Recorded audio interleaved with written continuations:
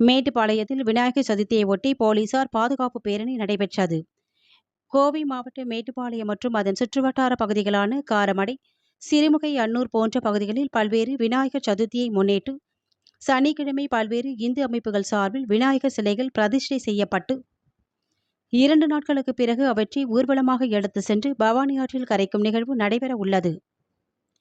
மேட்டுப்பாளையம் மற்றும் சுற்றுவட்டார பகுதிகளில் 200க்கும் மேற்பட்ட சிலைகள் பிரதிஷ்டை செய்யப்பட உள்ள நிலையில் அதற்காக 1000க்கும் மேற்பட்ட போலீசார் பாதுகாப்பு பணியில் ஈடுபடுத்தப்பட உள்ளனர்.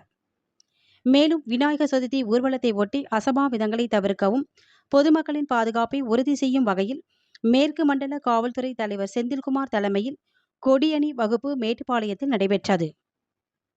மேட்டுப்பாளையம் கோஆபரேட்டிவ் காலனி பகுதியில் இருந்து காவல் நிலையம் வரை நடைபெற்ற இந்த பேரணியில் 500க்கும் மேற்பட்ட போலீசார் பங்கேற்றனர். சட்டம் ஒழுங்கு போலீசார், அதிரடி படையினர், ஊர்காவல் படையினர், போலீசார் இந்த பேரணியில் பங்கேற்றதுடன் சிறப்பு அதிரடி படையினர் கையில் துப்பாக்கி ஏந்தி பங்கேற்றனர்.